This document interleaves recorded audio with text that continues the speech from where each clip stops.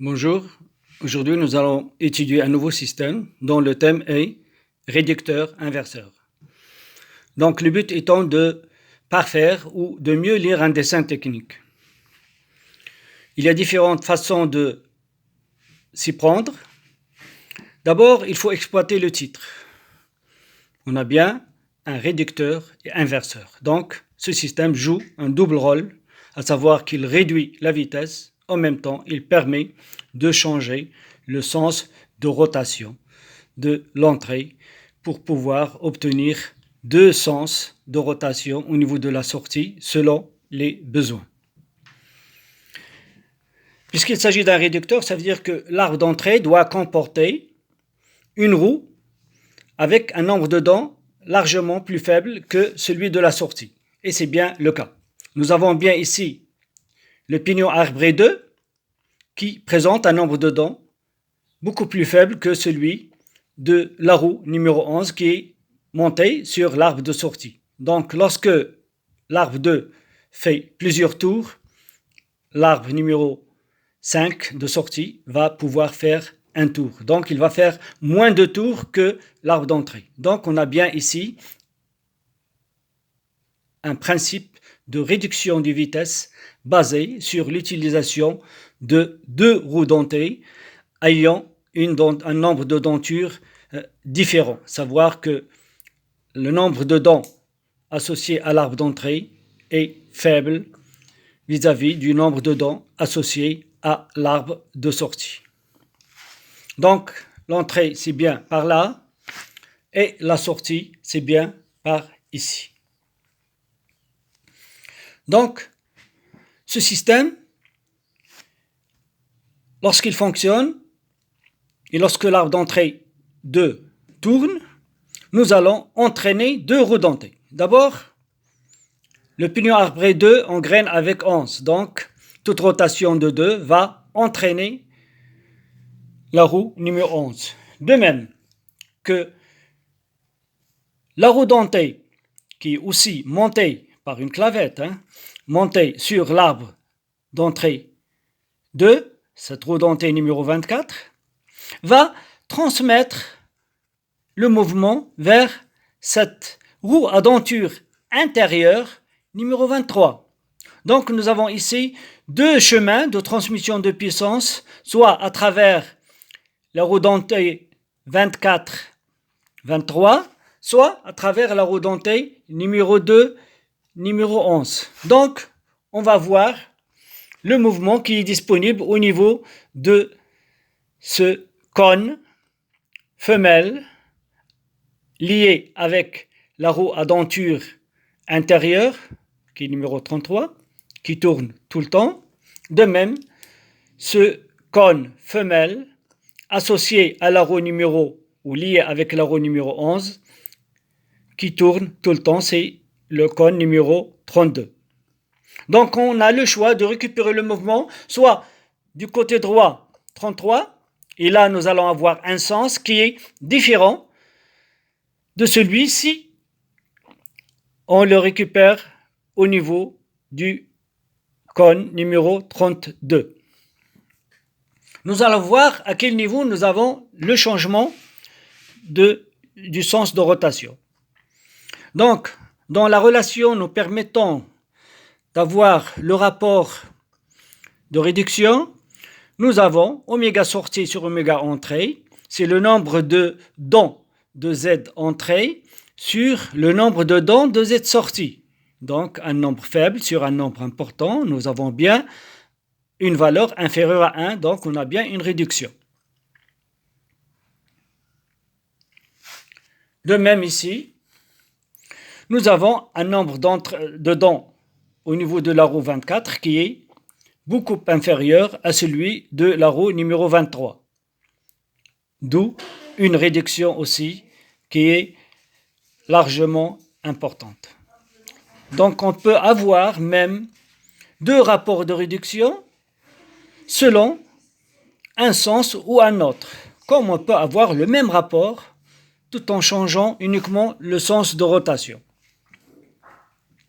Comment obtient-on le basculement d'un sens vers un autre. Nous avons utilisé un système basé sur un mécanisme qui est donc un embrayage. Et donc on aurait pu appeler ce système réducteur, embrayage, inverseur. Donc grâce à l'embrayage, nous allons pouvoir assurer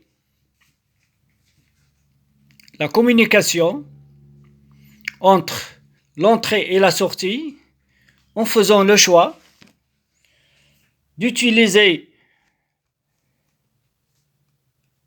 le cheminement de la puissance à travers la roue numéro 11, et dans ce cas-là, nous allons avoir inversion de sens de rotation, ou à travers la roue denture intérieure, là on n'a pas de changement de sens de rotation, étant donné que moins 1 puissance P, qui caractérise le changement de sens ou non, ici est égal à moins 1, puisque le nombre de contacts extérieurs est égal à 1, alors qu'ici est égal à 0, puisqu'on ne compte pas le nombre de contacts à denture intérieure.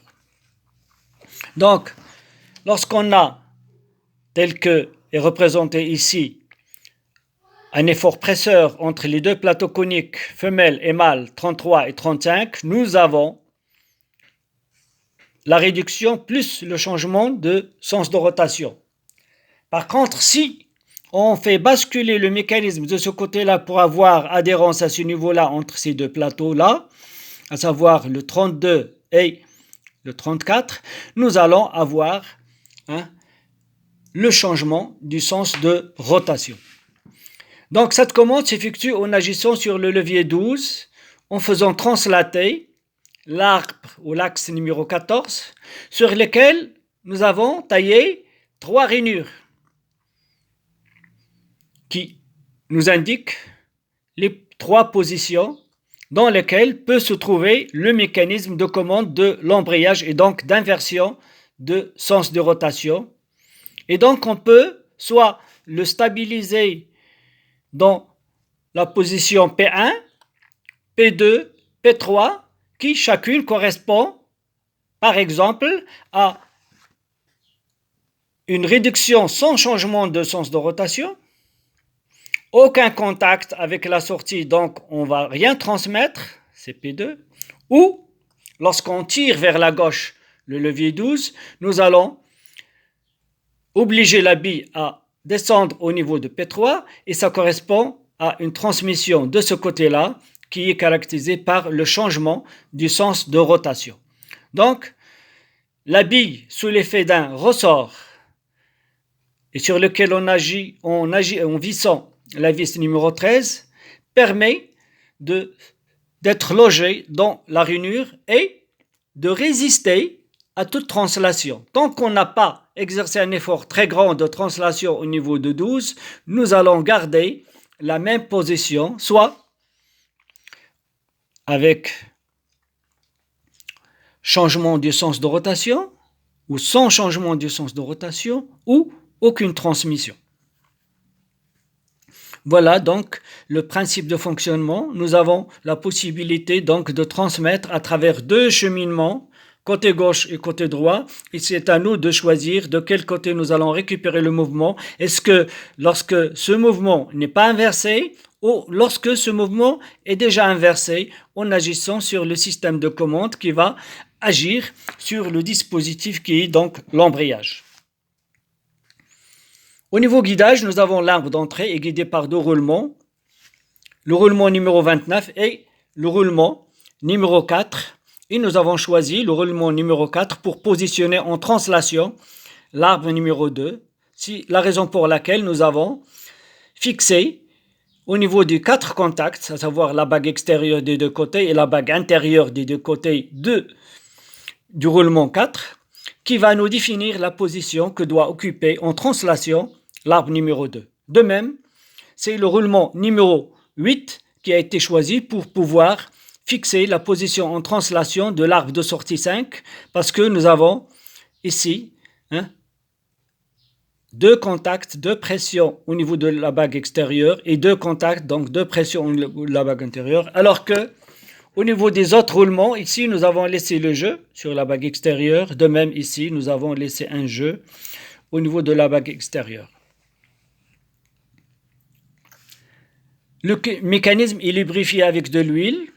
Donc tout système va profiter de la lubrification par barbotage, puisque une partie de la denture de la roue à denture intérieure et même de cette roue à denture numéro 24, donc 23 et 24, vont pouvoir racler et assurer le barbotage de l'huile afin de drainer le mécanisme et de le lubrifier. Donc cet embrayage, ce n'est pas un embrayage à sec, ce sont des cônes femelles et mâles qui sont métalliques et donc qui sont lubrifiés avec de l'huile et bien évidemment, le couple transmissible est beaucoup inférieur par rapport à un mécanisme qui n'est pas lubrifié avec de l'huile. Donc, on voit bien que la puissance à transmettre n'est pas très importante, étant donné que ce mécanisme-là baigne déjà dans l'huile et donc il ne peut pas transmettre un couple transmissible important. Étant donné que, bien sûr, plus on a de la pression au niveau de contact ici, plus on peut transmettre un effort très grand. Et donc, ça, c'est le couple transmissible qui dépend du coefficient de frottement, de l'effort presseur, du diamètre des cônes et du nombre de disques pour pouvoir évaluer le couple transmissible. Nous avons assuré cette lubrification, donc on doit assurer en même temps l'étanchéité et la vidange de l'huile en plaçant ici une vis de vidange numéro 30 qui est munie d'un téton qui est une partie métallique d'un aimant qui permet de capter les fragments métalliques pour éviter de les laisser partir une seconde fois dans le mécanisme afin donc de pouvoir le protéger et minimiser l'usure. De même ici où nous avons un voyant qui nous permet de visualiser le niveau d'huile afin de le contrôler et si nécessaire on peut y ajouter. L'étanchéité au niveau de l'arbre d'entrée est assurée par ce joint à lèvres et au niveau de l'arbre de sortie par ce même joint à lèvres. De même, à ce niveau-là, nous avons mis en place un couvercle afin de rendre le système étanche. Donc, le bâti de ce mécanisme est obtenu par moulage en sable. C'est la forme intérieure et extérieure de ce bâti-là qui nous indique le type de procédé. Même cette grande roue dentée, logiquement, il doit être obtenu par moulage. Donc là, nous avons fait le tour pour identifier les systèmes de guidage, lubrification, le cheminement de la transmission de puissance et connaître le mode de fonctionnement de ce mécanisme afin de pouvoir faire la répartition des différentes missions que doit accomplir ce mécanisme-là et en assurer le bon fonctionnement. Merci de votre attention.